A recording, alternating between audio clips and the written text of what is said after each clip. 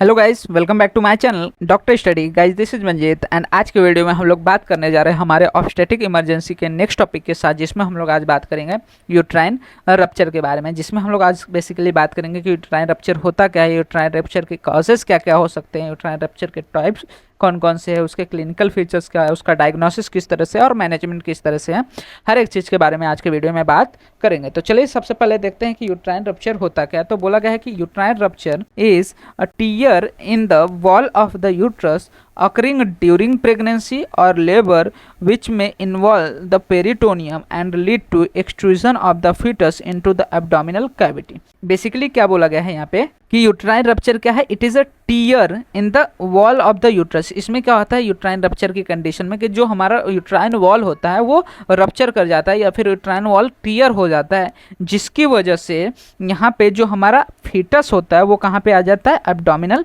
Cavity में आ जाता है। ये कब हो सकता है, तो प्रेगनेंसी के समय कभी भी हो सकता है या फिर फीमेल लेबर में है तब हो सकता है। इसमें बेसिकली क्या होता है, ये इन्वॉल्व करता है किसको, पेरिटोनियम में इन्वॉल्वमेंट इसका देखने को मिलता है, जिसमें क्या होता है कि हमारा जो फीटस होता है वो एब्डोमिनल कैविटी में एक्सट्रूड आउट हो जाता है। ठीक है, तो याद रखना है यूट्राइन रप्चर क्या है। Uterine rupture is a condition in which there is a tear in the wall of the uterus occurring during the pregnancy or labor which may involve the peritoneum and this leads to the extrusion of the fetus into the abdominal cavity। अब जैसा कि मालूम है, इसके definition से ही हमें पता चल रहा है कि ये क्या है, एक लाइफ थ्रेटनिंग ऑब्स्टेटिक इमरजेंसी है for both mother and foetus, क्योंकि ये मदर और फिटस के लिए भी क्या हो सकता है, लाइफ थ्रेटनिंग हो सकता है। तो ये बोला गया है कि ये क्या है, एक इमरजेंसी कंडीशन हमें देखने को मिलती है। इसके बाद हम लोग बात करते हैं कॉजेज़ के बारे में। ठीक है, डेफिनेशन देख लिया। अब हम बात करते हैं कौन कौन से कॉजेज़ है, किसकी वजह से यहाँ पे यूट्राइन रप्चर हो सकता है। तो उसके कॉजेज़ में सबसे पहले आता है कि स्कार्ड यूट्रस।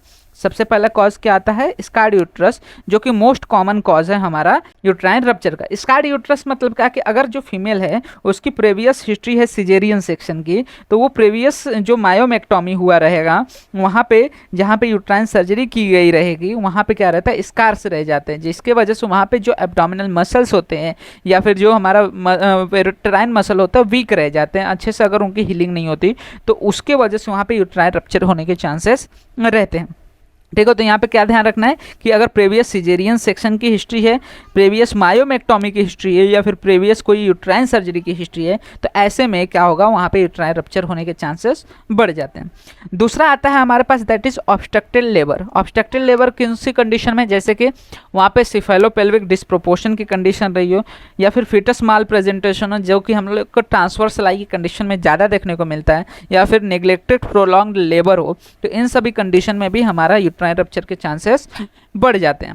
उसके बाद ट्रॉमेटिक कॉजेस। ट्रॉमेटिक कॉजेस मतलब क्या कि हम लोग की वजह से या फिर कोई इट्राजेनिक कॉज की वजह से वहाँ पे क्या हो रहा है, ट्रॉमा बैठ रहा है, जिसकी वजह से हमें रप्चर देखने को मिल सकता है। जैसे इंस्ट्रूमेंटल डिलीवरी करा रहे हैं तो उसके वजह से ट्रॉमा होने की वजह से, या फिर कोई एक्सटर्नल इंजरी या फिर इंटरनल पोडालिक वर्जन की वजह से, इन सभी तीनों कंडीशन में क्या होता है कि वहाँ पे यूट्रस पे ट्रॉमा होने की वजह से यूट्राइन रप्चर की कंडीशन देखने को मिल सकती है। वहीं पे over stimulation of uterus. Over stimulation मतलब क्या, हम लोग ने ज़्यादा कॉन्ट्रैक्शन करवा दिया यूट्रस का, जैसे कि एक्सेस ऑक्सीटोसिन का यूज़ कर लिया या फिर प्रोस्टाग्लैंडिन में यूज़ होने की वजह से वहाँ पे ओवर स्टिमुलेशन हो गया, जो यूट्रस से ज़्यादा कॉन्ट्रैक्ट हो गया, जिसकी वजह से यहाँ पे यूट्राइन रप्चर की कंडीशन देखने को मिल सकती है।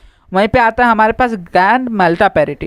ठीक है, ग्रैंड मल्टीपैरिटी मतलब क्या कि यहाँ पे रिपीटेड प्रेगनेंसी हो रही है, जिसकी वजह से हमारा जो यूट्रस की वॉल है वो बहुत ज़्यादा वीक पड़ गई है, तो ऐसे कंडीशन में भी वो ससेप्टेबल है टू द यूट्राइन रप्चर। इसके अलावा अगर कोई कंजेनाइटल यूट्राइन अबनॉर्मेलिटीज है, जैसे कि बाइकॉन्वर्टिव यूट्रस है या फिर वीक यूट्राइन मस्कुलेचर है, तो ऐसे कंडीशन में वहाँ पे यूट्राइन रप्चर हो सकता है। ठीक है, तो यहाँ तक हम लोग ने बेसिकली बात कर ली कि यूट्राइन रप्चर होता क्या है, that is tear of the uterine wall, और दूसरा चीज़ बात कर लिया अब हमने causes of the uterine rupture के बारे में। अब बात करते हैं हम लोग टाइप्स ऑफ यूट्राइन रप्चर, कौन कौन से टाइप्स होते हैं यूट्राइन रप्चर के। तो बेसिकली यहाँ पे हमें दो टाइप्स देखने को मिलते हैं, या तो कंप्लीट यूट्रस का रप्चर हो सकता है या फिर इनकम्प्लीट यूट्राइन रप्चर हो सकता है। तो कंप्लीट यूट्राइन रप्चर मतलब क्या कि all the layers of the uterus are torn, मतलब all the three layers, that is myometrium, perimetrium and जो एंडोमेट्रियम है, तीनों लेयर जब टर्न ऑफ हो जाते हैं तो ऐसे कंडीशन को हम लोग कंप्लीट रप्चर कहते हैं। और साथ ही साथ यहाँ पे पेरिटोनियम इज ऑल्सो रप्चर। ठीक है, पेरिटोनियम भी इन्वॉल्व है इस रप्चर में, तो इसको हम लोग क्या बोलते हैं, कंप्लीट रप्चर। वहीं पे अगर जो टीयर है कन्फाइंड है only to the uterine muscles और पेरिटोनियम अभी तक इंटैक्ट है, तो ऐसे कंडीशन में हम लोग उसको क्या बोलेंगे, इनकम्प्लीट रप्चर। ठीक है, तो यहाँ पे पेरिटोनियम के हिसाब से हम लोग क्या कर रहे हैं, कंप्लीट और इनकम्प्लीट बोल रहे हैं। अगर पेरिटोनियम भी रप्चर हो रहा है तो उसको कंप्लीट रप्चर बोलेंगे, अगर पेरिटोनियम जो है वो इंटैक्ट रह जा रहा है तो ऐसे में इनकम्प्लीट रप्चर उसको कहते हैं। बात करते हैं क्लिनिकल फीचर्स की। क्लिनिकल फीचर्स में बोला गया है कि सिम्टम्स और साइंस की बात कर लेते हैं, कौन कौन से सिम्टम्स रहते हैं, क्या क्या साइंस देखने को मिलते हैं। तो सिम्टम्स में बेसिकली बोला गया है कि a sudden severe abdominal pain देखने को मिलेगा। ठीक है, जो मदर रहेगी उसको अभी तक कोई सिम्टम्स नहीं थे या फिर कोई भी कुछ भी नहीं था एब्डोमिनल रीजन में, लेकिन अचानक से क्या होगा, कॉन्ट्रैक्शन बैठने की वजह से वहाँ पे अचानक से रप्चर होने की वजह से सडन सेवियर पेन देखने को मिलेगा।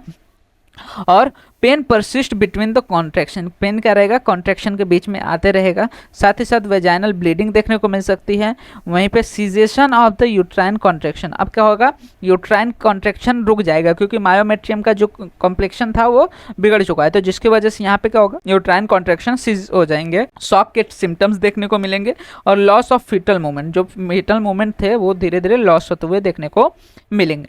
तो ये हो गया हमारे सिम्टम्स के बारे में। ठीक है, तो जो फीमेल रहेगी वो कंप्लेन करेगी कि अचानक से बहुत ज़्यादा पेन होना चालू हो गया है और उसके बाद वेजाइनल ब्लीडिंग देखने को मिल रही है, धीरे धीरे कॉन्ट्रैक्शन रुक रहे हैं और साथ ही साथ सिम्टम्स कॉज शॉक के दिखेंगे। वहीं पे फीटल मूवमेंट कम होते हुए देखने को मिलेंगे।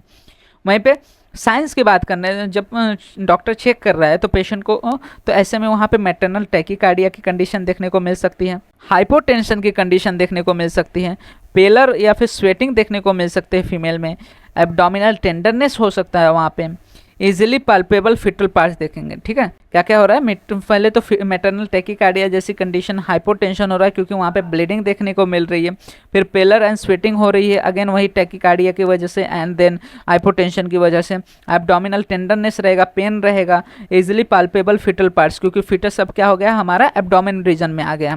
फिर उसके बाद फिटल डिस्ट्रेस की कंडीशन रहेगी या फिर फिटल हार्ट साउंड कम हो सकता है या फिर अब्सेंट हो सकता है, रिसेक्शन ऑफ द प्रेजेंटिव पार्ट देखने को मिलेगा एंड हिमेच्यूरिया भी देखने को मिल सकता है। तो ये सारी चीज़ें हमें देखने को मिल सकती है विद इन द साइंस। इसके बाद बात करते हैं इसके कॉम्प्लिकेशन की, क्या क्या कॉम्प्लिकेशन देखने को मिल सकते हैं। तो यहाँ पे दोनों फिटल कॉम्प्लिकेशन और मैटरनल कॉम्प्लिकेशन होते हैं। जैसे कि मैटरनल कॉम्प्लिकेशन में क्या होगा, मैसी हेमरेज, बहुत ज़्यादा ब्लीडिंग हो जाएगी, हाइपोवोलेमिक शॉक में पेशेंट जा सकती हैं, सेप्सिस हो सकता है पेशेंट को, इसके अलावा ब्लैडर में इंजरी हो सकती है, डिसेमिनेटेड इंट्रावेस्कुलर कोआगुलेशन वहाँ पे देखने को मिल सकता है। इसके अलावा एक्यूट रेनल फेलियर, हिस्टेरेक्टॉमी करनी पड़ सकती है हमें, और साथ ही साथ मैटरनल डेथ भी हो सकता है इन सेवियर केसेस।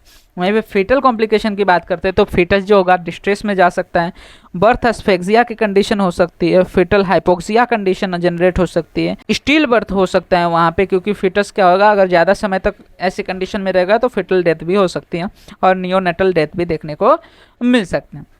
वहीं पे डायग्नोसिस किस तरह से रहेगा हमारा, तो डायग्नोसिस दो तरीके से रहेगा, एक क्लिनिकल डायग्नोसिस, दूसरा इन्वेस्टिगेशन। क्लिनिकल डायग्नोसिस में हिस्ट्री रहेगा प्रीवियस सिजेरियन सेक्शन का, जिससे हमें पता चल सकता है कि यूट्राइन स्कार प्रेजेंट था जिसकी वजह से यहाँ पे यूट्राइन रप्चर हो सकता है। दूसरी चीज साइंस ऑफ ऑब्स्ट्रक्टिव लेबर देखने को मिल सकता है, या फिर जो प्रेजेंटेशन है वो खराब प्रेजेंटेशन रहा, माल प्रेजेंटेशन की कंडीशन देखने को मिल सकती है। वहीं पे abdominal pain with the shock देखने को मिल सकता है। तो ये सारे सिम्टम्स अगर दिख रहे हैं तो ऐसे में हम लोग वहाँ पे यूट्राइन रप्चर की कंडीशन को कंसिडर कर सकते हैं।